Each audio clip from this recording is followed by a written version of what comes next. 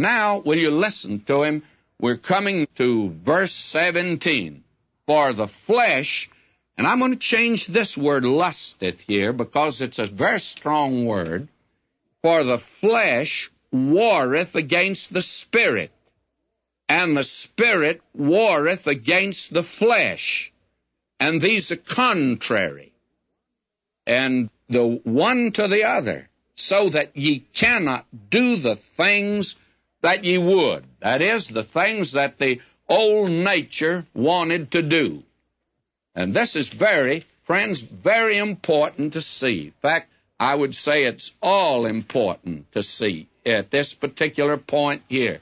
Now, we have here, the flesh warreth against the spirit, and the spirit warreth against the flesh, and these are contrary the one to the other, so that you cannot do the things that you would. Now, a believer has a new nature. That's what our Lord meant when he said to Nicodemus, that which is born of the flesh is flesh, and that which is born of the spirit is spirit. And the believer has that old nature of the flesh, and you don't get rid of it. The idea today you can get rid of that old nature, tragic mistake.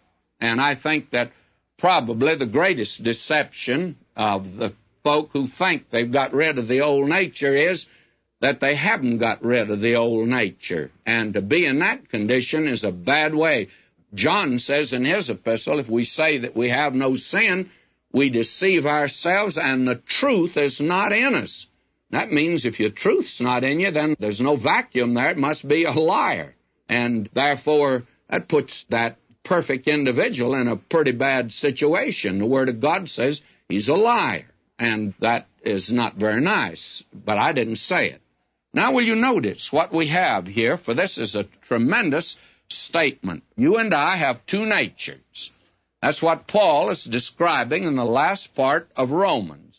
It was his experience, too, and I'm confident it's been the experience of many believers. The flesh warreth against the spirit, and the spirit warreth against the flesh, so that you cannot do the things that you would. This new nature, it rebels against the old nature. These are contrary. They're warring one against the other. Have you experienced that in your own life?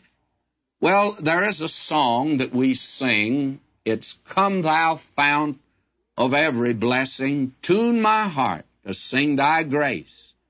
Streams of mercy never ceasing, call for songs of loudest praise. Wonderful hymn. Well, it has in the last stanza, prone to wander, Lord, I feel it, prone to leave the God I love. Now, someone came along after this song was written, and they said, that's not my condition. I want to change that. And it's been changed. You'll find it, I understand, in some hymn books. Prone to worship, Lord, I feel it. Prone to love the God I serve. Now, which is true? I'd like to ask you right now, which is true? Is it prone to wander, Lord, I feel it?